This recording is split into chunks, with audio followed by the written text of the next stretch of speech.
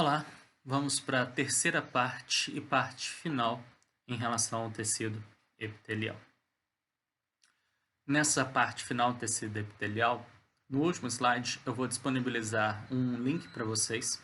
Esse link também vai estar disponível no portal do aluno.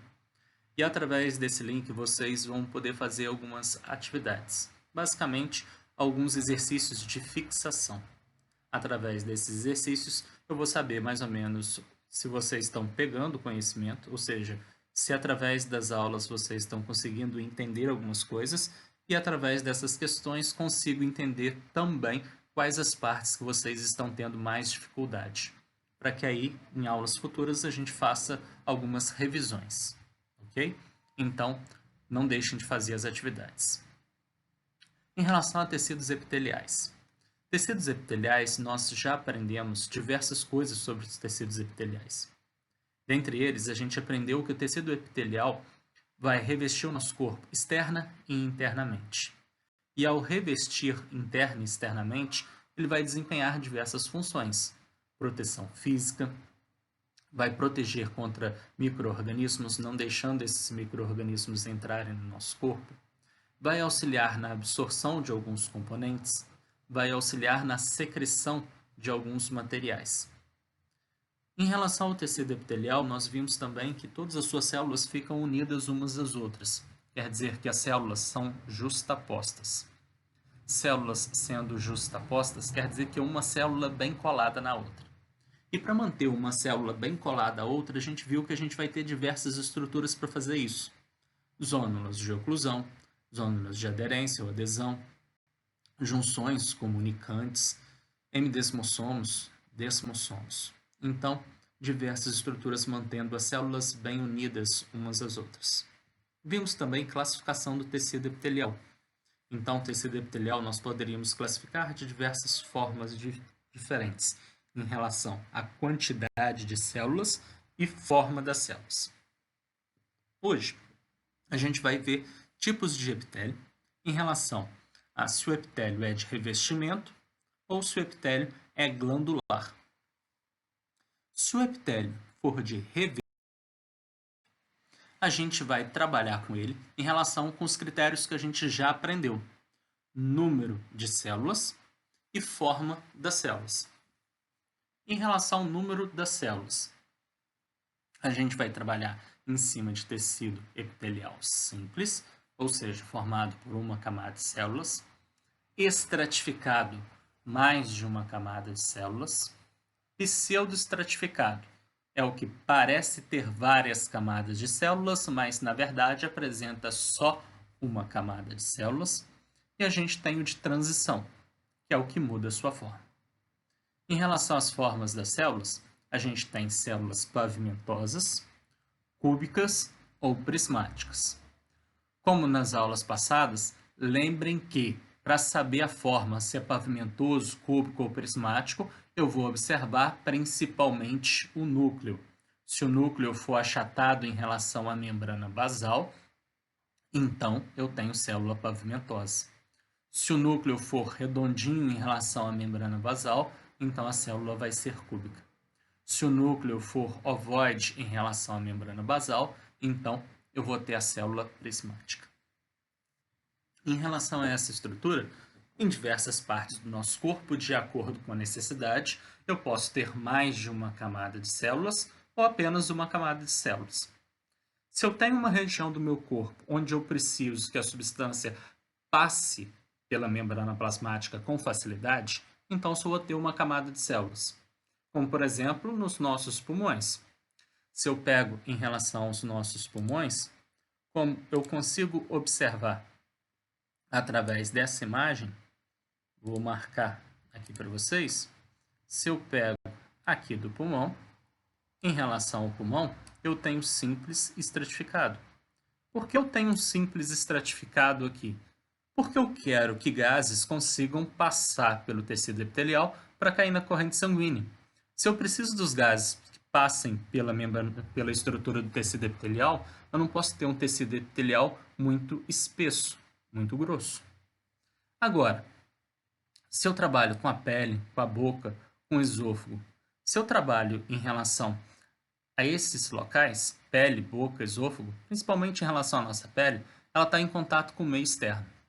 Se está em contato com o meio externo, eu não quero que micro-organismos, vírus, fungos, bactérias invadam o meu corpo. Se eu não quero que isso aconteça, eu preciso de um tecido epitelial estratificado, quer dizer, formado por várias camadas de células. Se ele é formado por várias camadas de células, vai ser mais difícil que micro-organismos invadam o meu organismo. Ok? Em relação aos tipos epiteliais, então, de revestimento. Tecido epitelial simples, uma única camada de células. Em relação a essa única camada de células, eu posso ter simples pavimentoso, simples cúbico, simples cilíndrico. Simples pavimentoso, célula achatada. Então, através da imagem, a gente está vendo as células achatadas. Núcleos achatados em relação à membrana basal. Se eu tenho simples cúbico, uma única camada de células, núcleos mais arredondados em relação à membrana basal também, então cúbica. E se os núcleos são mais ovoides, então os núcleos são ovoides, então a gente tem o simples cilíndrico ou simples prismático. Epitélio simples pavimentoso. Então tem uma camada de células. Essas células são achatadas ou pavimentosas, tá? O núcleo também é achatado. Se eu pego alguns vasos sanguíneos, então eu vou encontrar isso. Se a gente vai na imagem superior, então tem a estrutura da veia. Essa parte interna da veia é a parte correspondente ao sangue. E aqui eu tenho uma célula achatada, outro núcleo de outra célula achatada, outro núcleo, mais um núcleo aqui, outro pequenininho, outro aqui. E aí tá vendo que eu vou tendo várias camadas aqui, várias células, e essas células todas certinhas em volta da veia. Se eu tenho esses vários núcleos aí presentes, só tenho uma camada de células, então epitélio simples. O núcleo estão todos achatadinhos, então eu tenho a célula pavimentosa. Se eu pego esse desenho inferior, está aqui um núcleo de uma célula, um núcleo de outra célula, outro núcleo, mais um núcleo aqui, mais um núcleo aqui. Então, esses núcleos revestindo esse vaso sanguíneo. Estão revestindo esse vaso sanguíneo, quer dizer que essas estruturas que eu estou marcando aqui em vermelho, essas estruturas são todas hemácias, estão presentes no interior dos nossos vasos. Uma única camada de células revestindo esse vaso sanguíneo. Então, epitélio simples. Ah, mas tem outros núcleos depois. Vamos marcar esses outros núcleos de verdinho. Então, tenho esses outros núcleos aqui presentes. Só que esses outros núcleos são pertencentes ao tecido conjuntivo, não ao tecido epitelial, tá? Interepitelial, apenas esse da bordinha.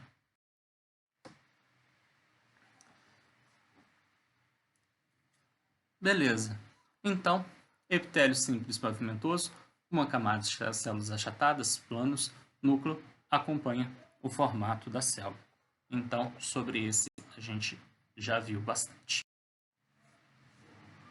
E se for cúbico? Se for cúbico, o núcleo da célula tem que ser bem redondinho. Então, para a gente ser chamado de cúbico, o núcleo das células precisa ser bem redondinho.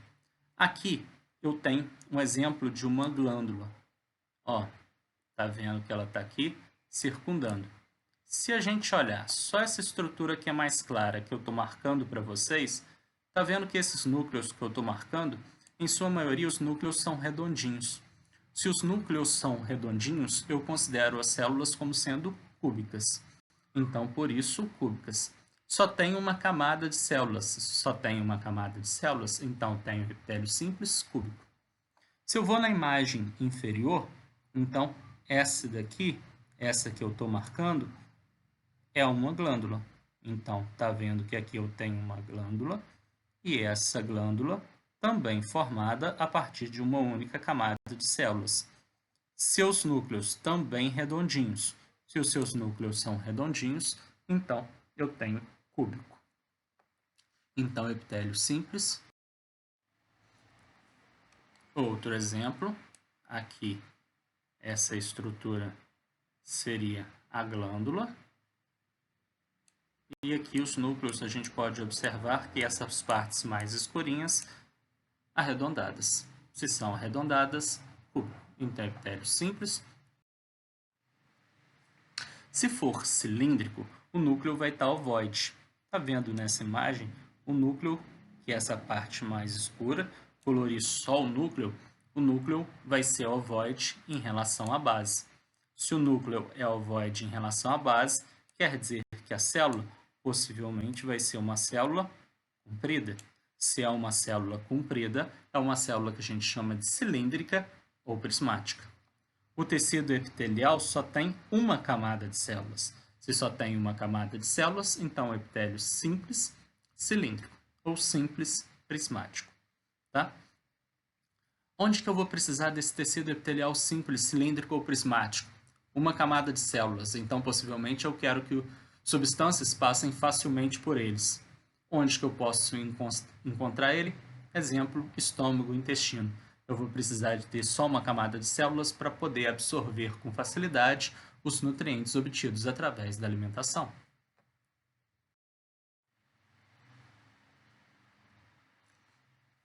Aqui a gente tem um exemplo do revestimento do estômago e do intestino. Nesse exemplo, aonde eu vou marcar em vermelho corresponde à membrana basal.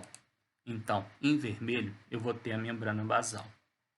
Então, toda essa região aqui corresponde à estrutura de membrana basal. Então, aqui, um trecho correspondente à membrana basal. Então, isso tudo é membrana basal. Em azul, eu vou marcar tecido conjuntivo. Então, toda essa região que eu estou riscando em azul, toda ela corresponde a tecido conjuntivo. Na parte que eu vou grifar em roxo, corresponde à luz do interior do intestino ou do estômago. No caso, intestino. Quer dizer que essa região em roxo é a luz do intestino. Então, a parte central do intestino. Ok? Se essa parte em roxo é a luz do intestino, ou seja, a parte interior do intestino, e essa parte em vermelho é a lâmina basal, quer dizer que esse rosa mais escuro corresponde justamente ao nosso tecido epitelial. Em relação a esse nosso tecido epitelial, se a gente observar, está vendo que aqui, vou colorir um núcleo, esse núcleo está ovoide em relação à membrana basal. Se ele está ovoide em relação à membrana basal, então essa célula é uma célula comprida. Se essa célula é uma célula comprida, quer dizer que a gente tem um tecido epitelial cilíndrico. Dá para ver aqui que só tem uma camada de células. A gente só está vendo um núcleo alinhado com o outro. Consequentemente, vai ser simples. Então, a gente tem tecido epitelial simples, cilíndrico. E se o tecido epitelial foi estratificado? Muda simplesmente o nome de simples para estratificado, quer dizer, estratificado mais de uma camada de células. Só que, em relação à forma das células, permanece o mesmo. Então, tem tecido estratificado pavimentoso, tecido estratificado cúbico e cilíndrico, e tem tecido epitelial estratificado de transição. De todas essas variações, a única coisa que muda para a gente é em relação ao tecido estratificado de transição, tá? Ser tecido epitelial estratificado quer dizer então que tem mais de uma camada de células. Nesse mais de uma camada de células, para fazer a classificação, sempre a gente olha a camada superior. Então, se eu olho a camada superior de células, as células estão achatadas em relação à base.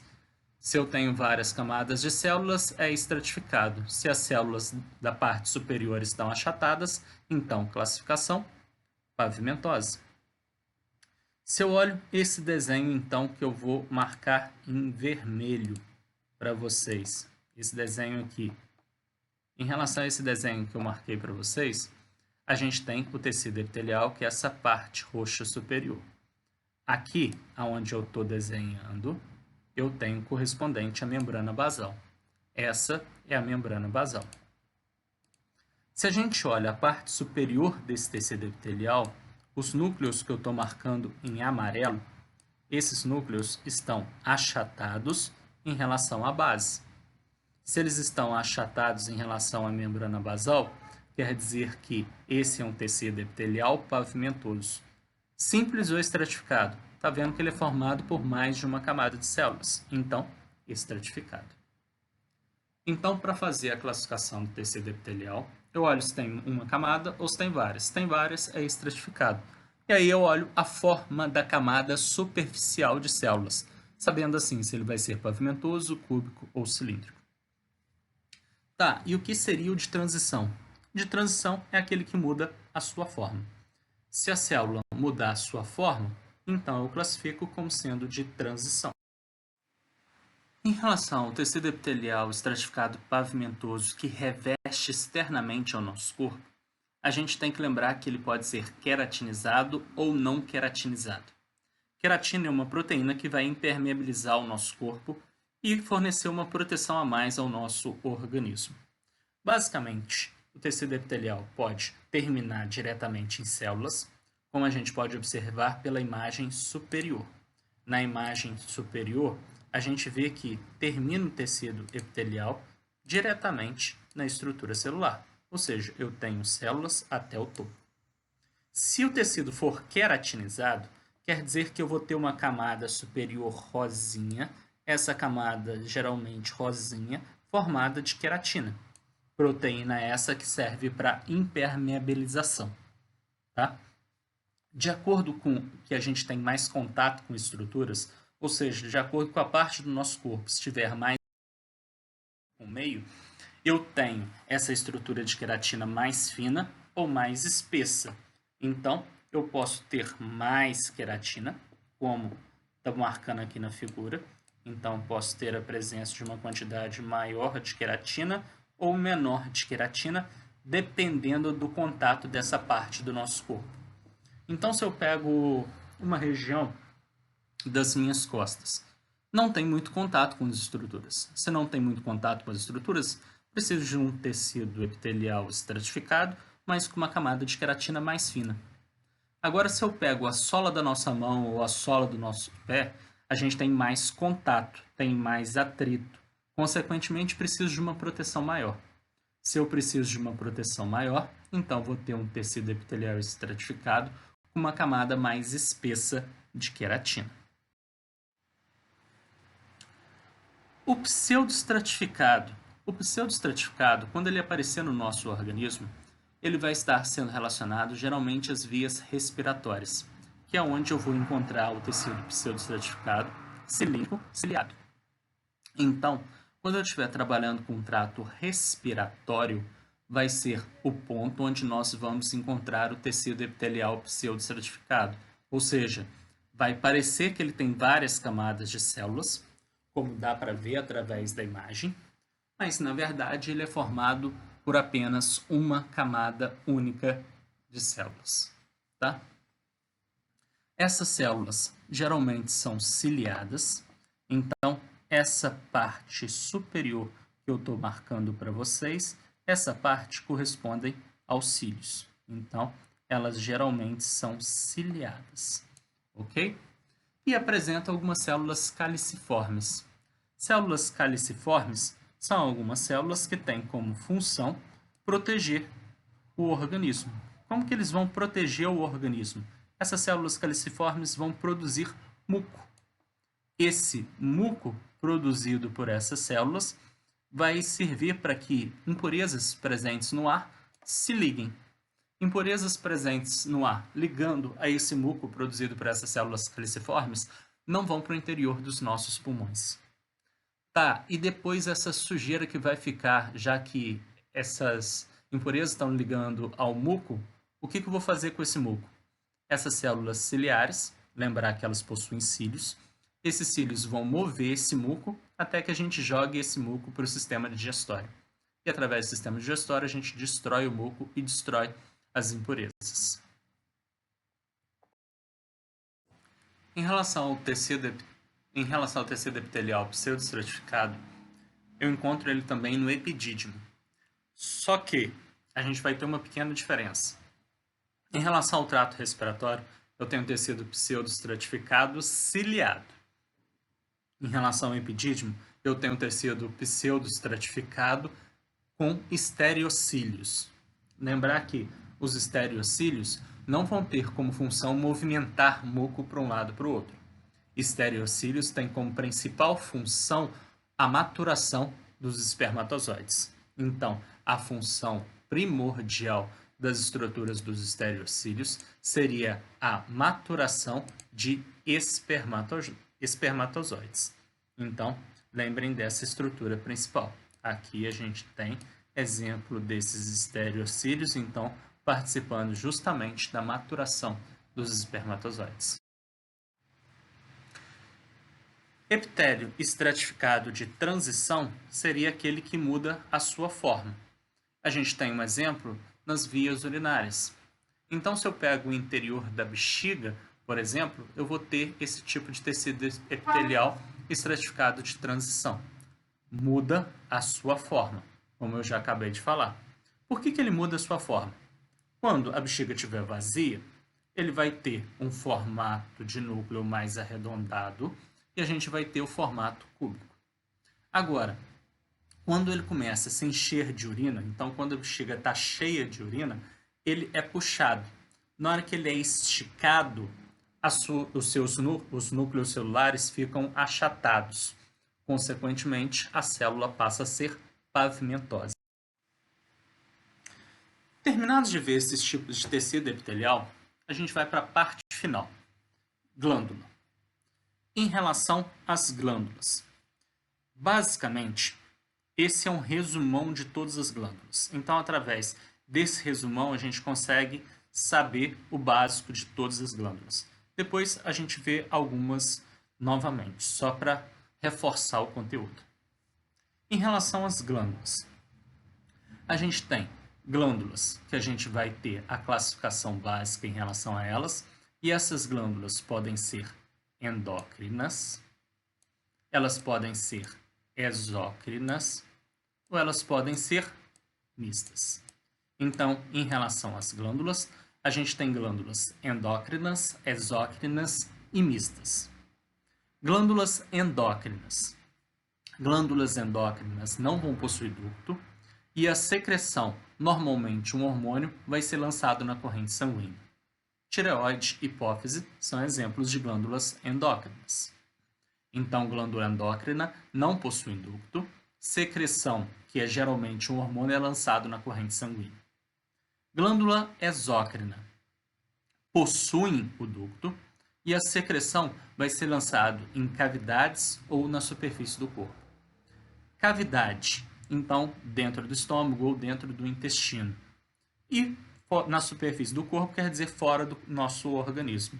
Então, glândulas sebáceas, glândulas sudoríparas, tá? Seriam os exemplos. Glândulas exócrinas, então, possuem ducto e a secreção é lançada em cavidades ou na superfície do corpo. Em relação a glândulas mistas, são aquelas que possuem uma porção endócrina e uma porção exócrina. Exemplo, o pâncreas. Então, em relação ao pâncreas, ele possui a parte endócrina, ele produz insulina e glucagon, que joga na corrente sanguínea, e ele possui a parte exócrina, ele produz diversas enzimas utilizadas na digestão. Se produz diversas enzimas que são lançadas na cavidade do sistema digestório, então a gente tem uma glândula exócrina. Em cima desse nome glândulas, a gente tem, então, aí dois exemplozinhos, dois desenhos de uma glândula exócrina e de uma glândula endócrina.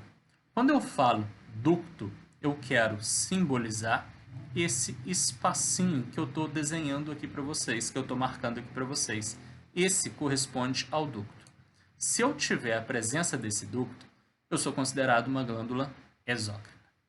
Agora, se eu sou uma glândula endócrina, isso quer dizer que eu vou jogar o meu produto da secreção na corrente sanguínea. Por isso, a presença dessa estrutura que são vasos sanguíneos. Se eu tenho estruturas dos vasos sanguíneos, quer dizer que eu jogo o produto da secreção na corrente sanguínea.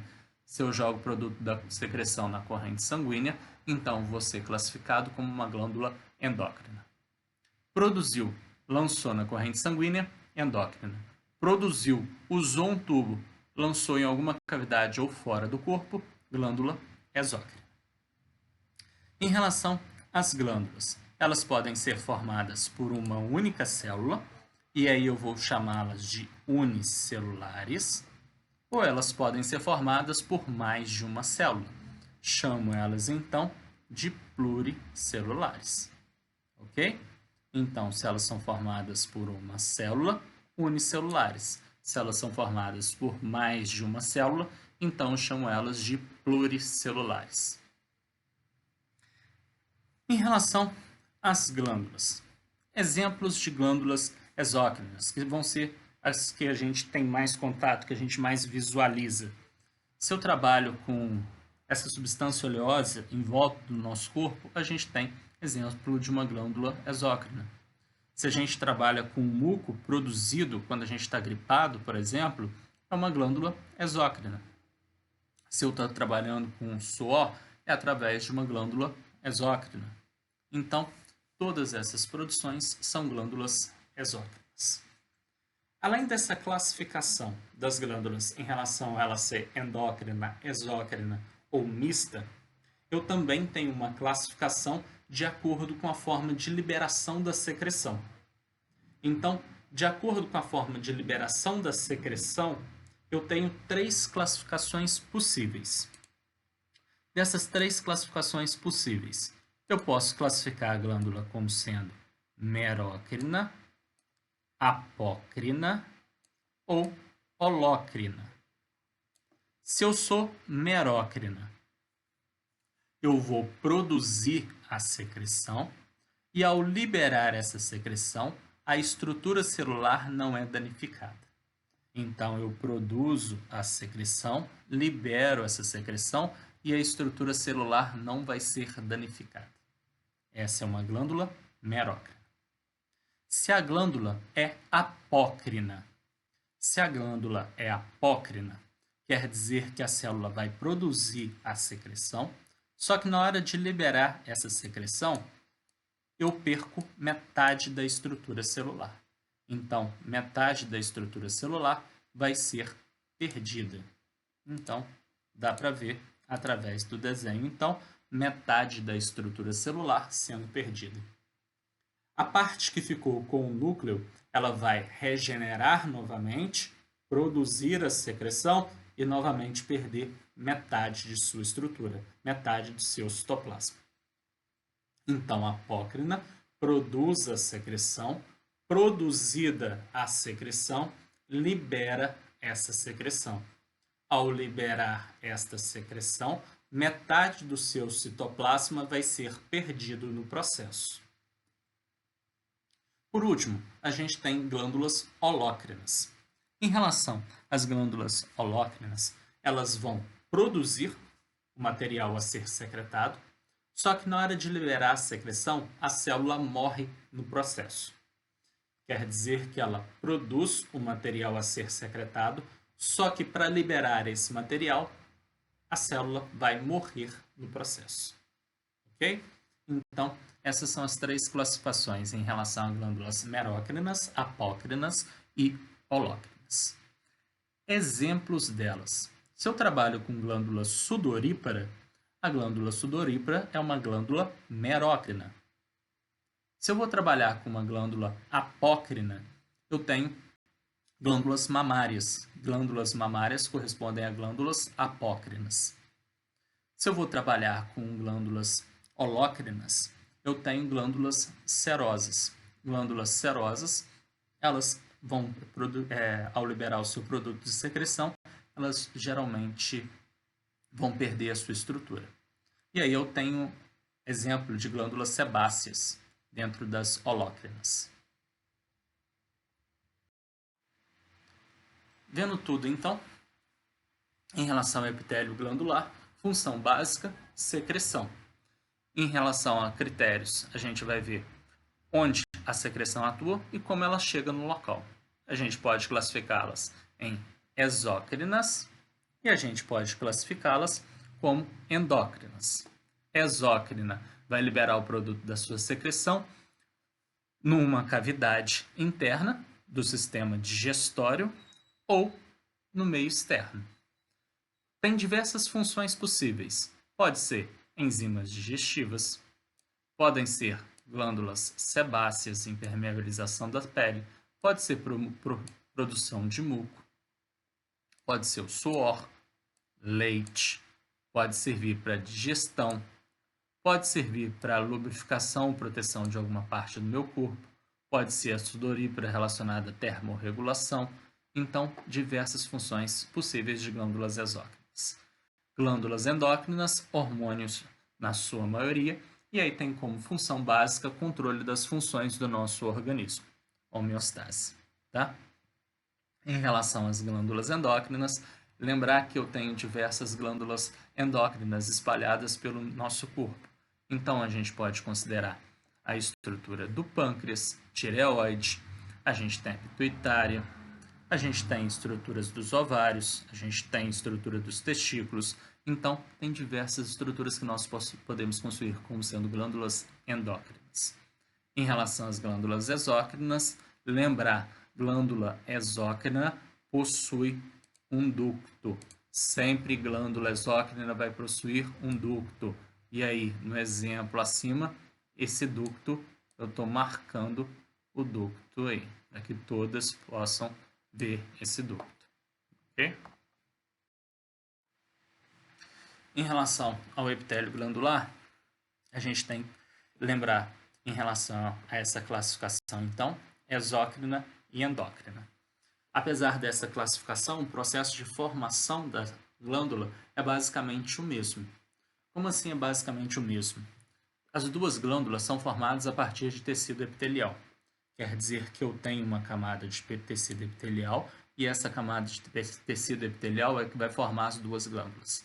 Eu basicamente vou ter o tecido epitelial tendo uma proliferação celular, ou seja, vai começar o processo de multiplicação celular por meio de mitose.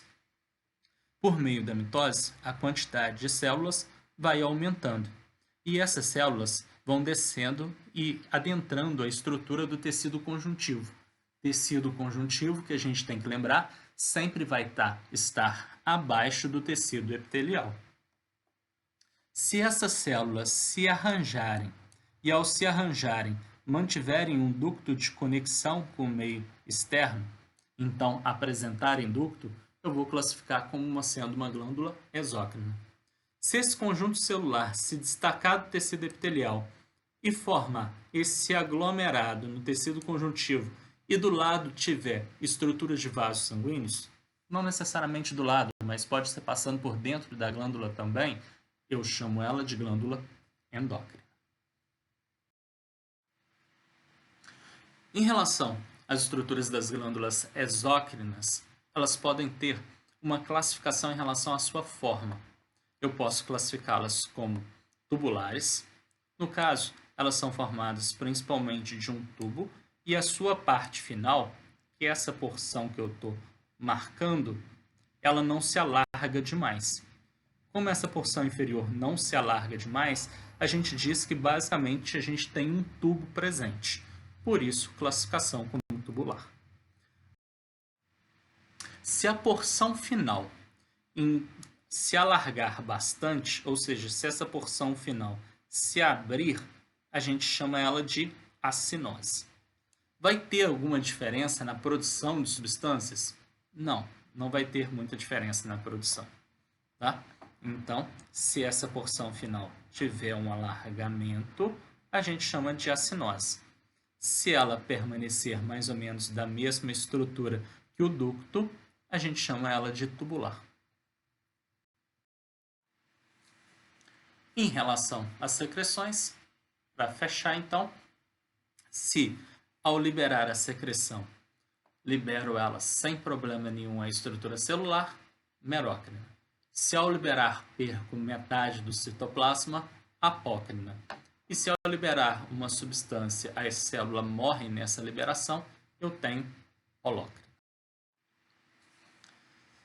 Lembrar que se eu tenho estrutura de tecido epitelial, em tecido epitelial pode existir diversas terminações nervosas. Essas terminações nervosas podem ficar diretamente no tecido epitelial, como a gente tem as terminações em disco de Merkel, então ficam diretamente no tecido epitelial, ou podem ficar logo abaixo do tecido epitelial no tecido conjuntivo. E assim a gente tem diversas terminações nervosas. Basicamente, então, quando a gente fala pele, que aí está pegando epiderme, derme e hipoderme, ou seja, primeira camada epiderme, que eu estou marcando, correspondente a tecido epitelial. Segunda camada, derme, tecido conjuntivo. E a terceira camada, hipoderme, também um tipo de tecido conjuntivo, adiposo. Quando eu falo tecido pele, corresponde a esses três tecidos, e eu tenho um órgão, aqui eu tenho diversas terminações nervosas. Dessas terminações nervosas, tenho terminações disco de Merkel, tenho terminações que são chamadas de Ruffini, Vater-Passini, Meissner, diversas terminações diferentes. Essas terminações nervosas, cada uma tem uma função relacionada à pressão ou relacionada à variação de energia, assim, percepção de calor. Então, eu tenho mecanorreceptores, esses mecanorreceptores, percepção de pressão. Eu tenho termorreceptores, percepção de frio ou calor. Tenho nociceptores, percepção de dor. Merkel, Ruffini, Vater-Passini e Meissner, antigamente acreditavam-se que cada um deles tinha apenas uma função. Então, eu tinha função apenas de perceber o frio, só de calor, ou função apenas de tato, ou seja, variação de pressão.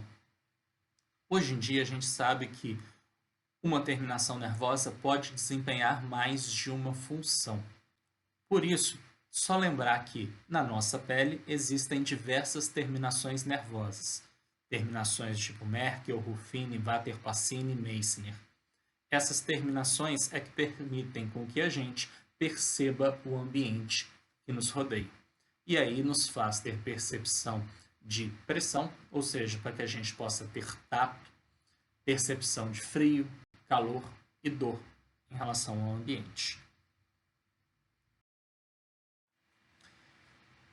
Terminando essa aula, eu vou deixar uma atividade de fixação. Essa atividade de fixação, só relembrando, não vale nota. Então, não vale nota. Tá o link para que vocês possam acessar. Esse link, se vocês estiverem vendo pelo YouTube, possivelmente não vai conseguir clicar nele. Então, vocês têm a opção de utilizar o link que eu deixei na pasta do aluno. Está lá o link da aula em PowerPoint, que vocês podem baixar. No final da aula está o link, que é só clicar e redireciona vocês para os exercícios. Ou vocês podem ir direto. Na página do aluno também vou disponibilizar o link de forma direta. É só clicar nesse link e vocês acessam essa lista de exercícios. Tá? Nessa lista de exercícios, são exercícios para vocês fazerem online. Então, pode fazer pelo celular, pode fazer pelo computador. Então, abre nos dois. Então, já testei tanto no celular quanto no computador e abriu sem problema. Vocês vão responder e depois que vocês responderem, no final, tem para vocês enviarem. Terminado de preencher, vocês enviem. Automaticamente eu vou receber esse material. Tá? Não botei identificação. Então, não vai ter identificação de cada um que fez. Eu só vou saber mais ou menos a quantidade dos alunos que tentaram fazer os exercícios. Tentar fazer os exercícios é extremamente importante para mim e, consequentemente, para vocês. Por que que isso vai ser importante? Vocês fazendo essas atividades, eu vou conseguir saber se vocês conseguiram aprender os conteúdos e se vocês estão realmente estudando. Vou ver também quais as dificuldades que vocês estão apresentando, ou seja, quais tópicos dentro de tecido epitelial vocês tiveram mais dificuldade. Sabendo dessas dificuldades, a gente pode focar em algumas atividades de revisão, fazendo alguns exercícios para vocês fixarem melhor aquele conteúdo que vocês tiveram dificuldade. Relembrando mais uma vez, só vou saber os pontos que vocês tiveram dificuldades caso vocês façam os exercícios, tá? Então, não deixem de fazer e me enviar. Obrigado. Tchau.